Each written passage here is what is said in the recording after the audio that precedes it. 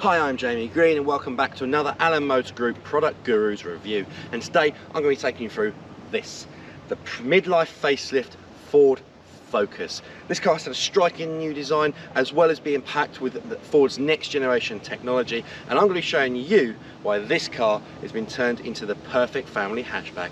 So let's dive straight into the Ford Focus, shall we? When we talk about specifications on this Ford Focus, there are 8 trim levels to choose from, starting with the entry-level Trend.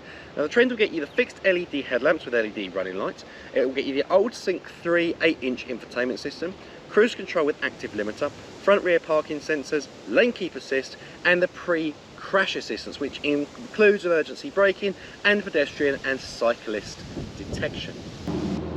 Second in the lineup comes the titanium. With the titanium you get 16-inch alloy wheels, you get Sync 4, the 13.2-inch touchscreen, LED rear lights and the keyless entry start system.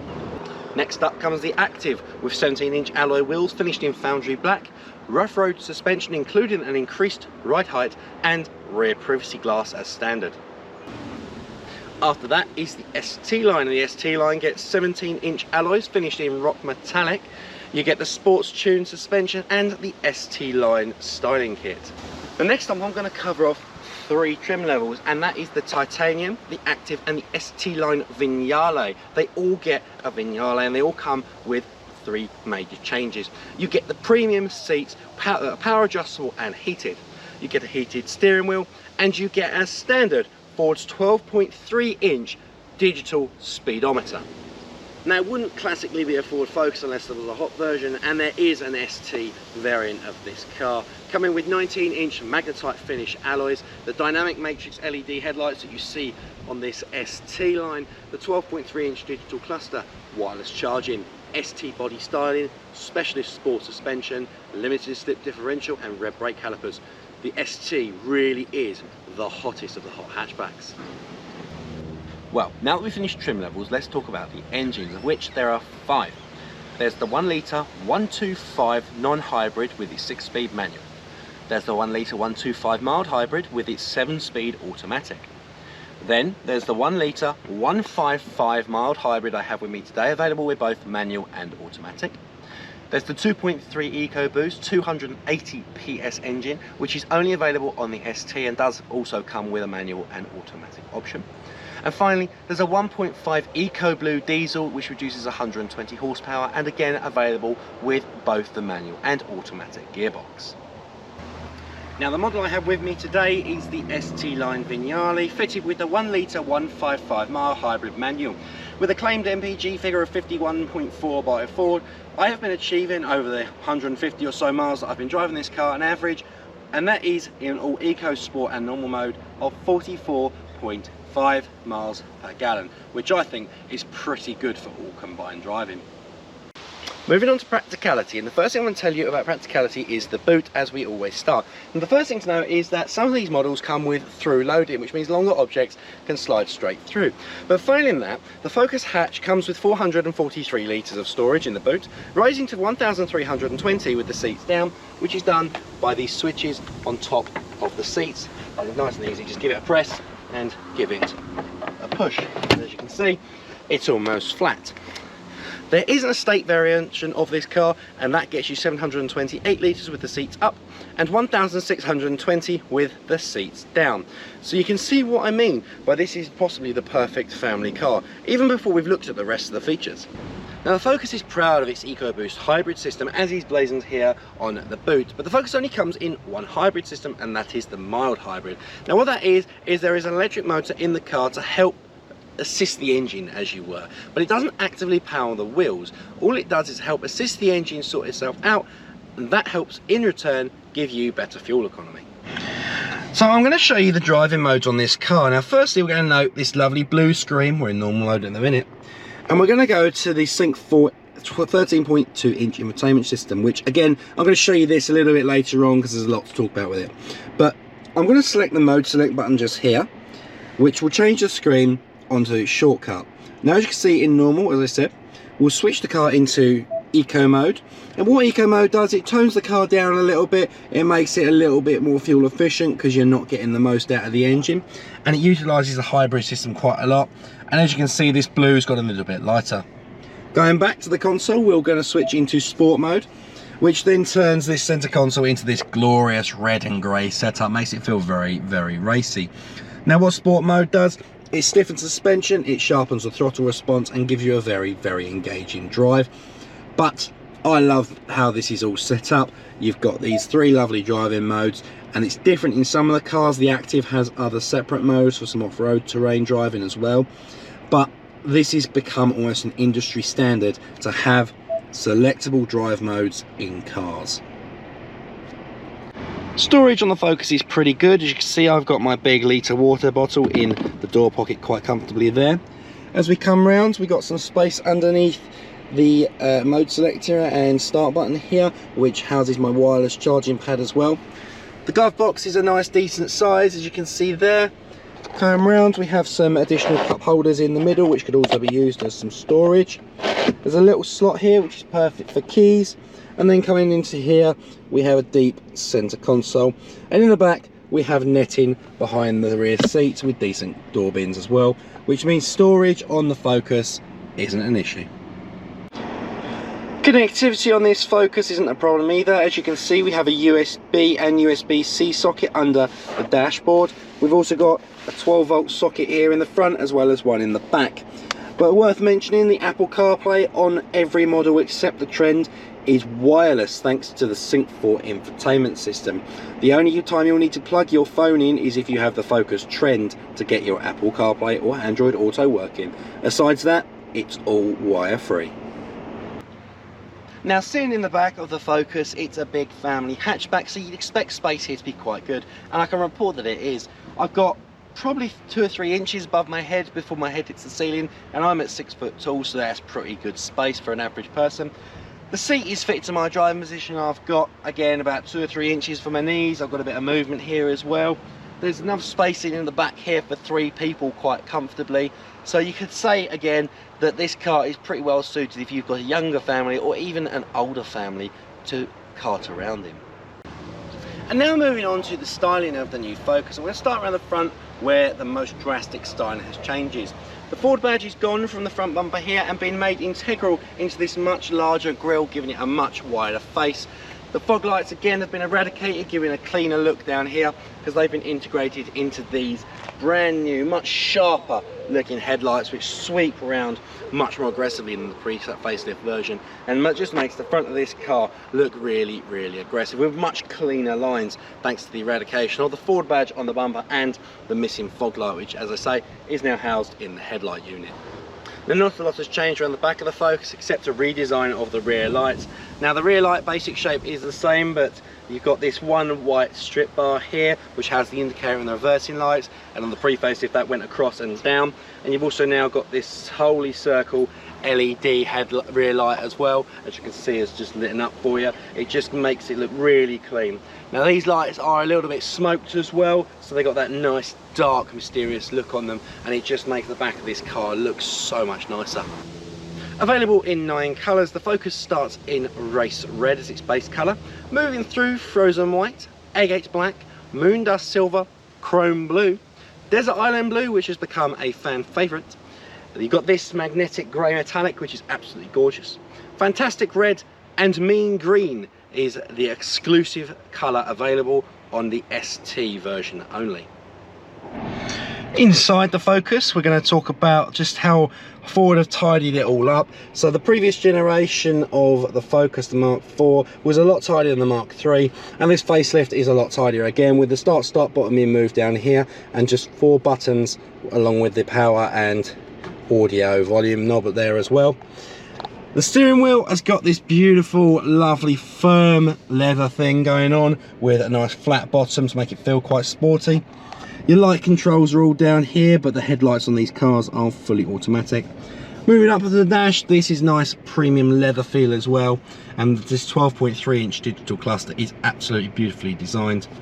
Down the side here, back is the traditional kind of roller decks here for adjusting your side mirrors, which is quite nice and easy to use, along with your auto locking system.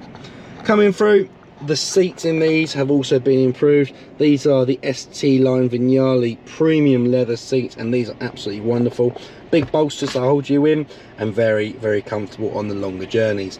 It all feels quite premium inside this cabin, especially when you come to the infotainment system here, which again we're going to go through a lot more in depth when we hit the feature demonstration part of this video. What is the Focus like to drive? Well, as you can hear, the 1 litre engine isn't too noisy with the power it produces at 155 horsepower, and the hybrid engine gives it quite a nice feel to it as well as returning the fuel economy you'd expect from that sort of engine. When we move on to like the handling of the car, the steering, well, we're coming up to a nice corner now. We've got a little right and into a little left. It's very responsive, it's not sharp at all, and the car goes just where you want it to go. And it's very precise as well, with just 2.5 turns lock to lock on this steering. It means the car is very responsive around the corners, which means if you want to drive it a little bit more sportily, you can. But it also means that when you're driving day to day, it also makes it a lot easier to drive than, say, a car that goes with 4 turns lock to lock, because you've got a lot more control over the wheels. Now I'm driving across what is a relatively rough road with a couple of potholes and lumps, and it's not uncomfortable at all. In fact, it's ironing a lot of it out. I am feeling a bit of bumpiness here, but then again, this is the ST line Vignale, so it's got the sports tuned suspension. But overall, I'd say my comfort levels are pretty good in these premium leather seats as well. And the ride on this car is, as I say, is ironing out a lot of the issues.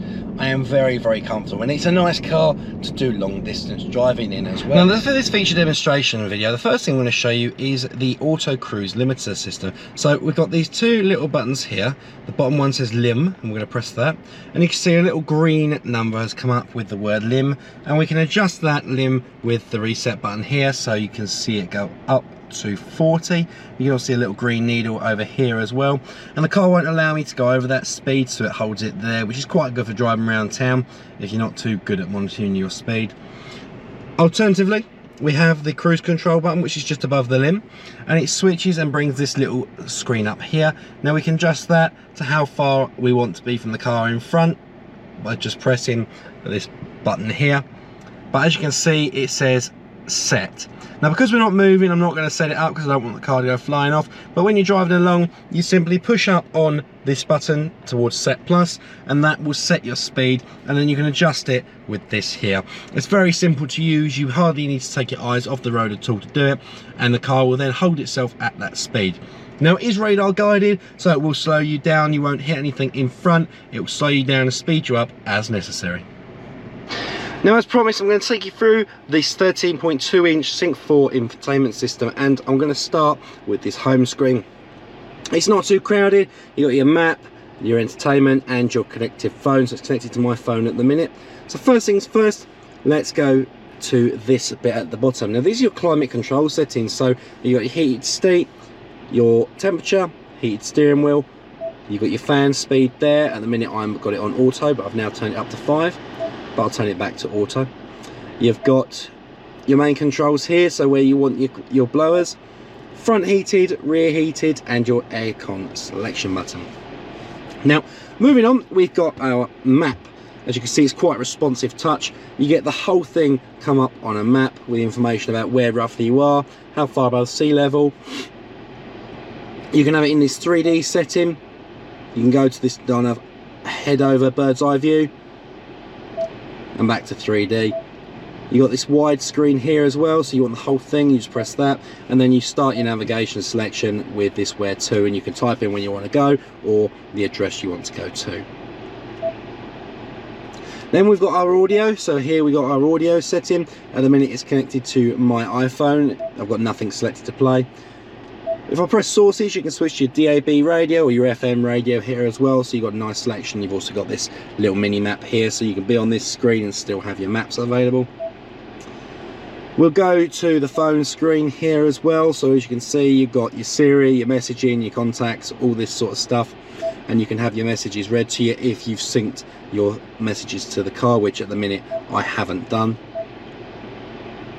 We've then got the car settings screen where you've got all these information. You can change settings with your sound system, you can change your clock, your display for your calm screens. You've got all sorts of settings in there, which is nice and helpful.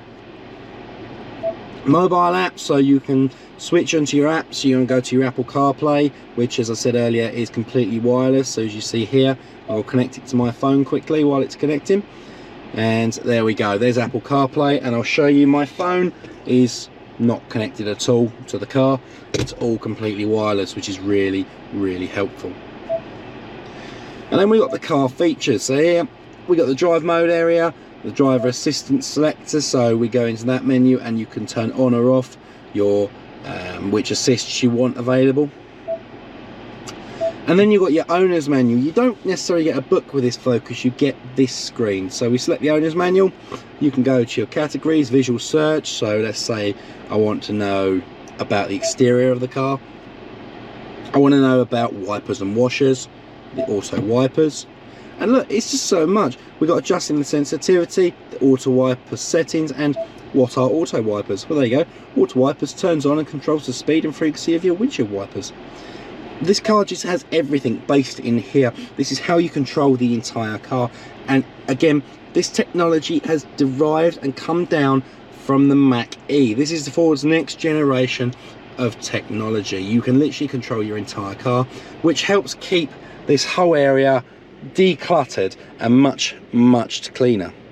Now, the last thing I'm going to show you on this car is the active park assist. So I've got the car now set up with the buttons in the middle and on the screen. So I'm going to parallel park on the left hand side of me. So I'm going to drive along until it tells me there's a space. So I'm driving along quite nicely. Just, oh, there you go, it's found me a space. So it's told me to stop, shift into reverse, release the steering wheel, and slowly the car will, I'm not doing that, it's parking itself. The car's already seen the space, it's worked out where it needs to be. So I'm just on the brake just to slow it down a little bit. Absolutely fantastic. And it's got me nice and close to the curb as well. And there I am, parallel parked. I mean, how awesome is that? That's really useful for when you're not that great at parallel parking and stuff like that. But this is a fantastic system with great radar guidance. What else do you need to know? Well, Focus scored 5 stars Euro NCAP on crash worthiness. So you know when you drive your family about, you're safe inside this car. The other thing you need to know is after 27 long years and 4 amazing generations, Ford have decided to pull the plug on the Focus, with production ending in 2025. So this facelifted Mark IV will be the last Focus that will ever hit the roads. And what a way for the Focus to go out, as you've seen in this video. Unfortunately, that's all we've got time for today on this Allen Motors Group Product Gurus review. The facelifted Mark IV Focus. Is it a swan song? Well, yes. With this being the last Ford Focus, and with this car going down with names such as Sierra, Escort and Mondeo, the Focus will live long in the minds of Ford buyers. But this car is still available for the foreseeable future until 2025. So if you liked the video today, head down to the Allen Motors Group website for more information, or to a dealership for a test drive.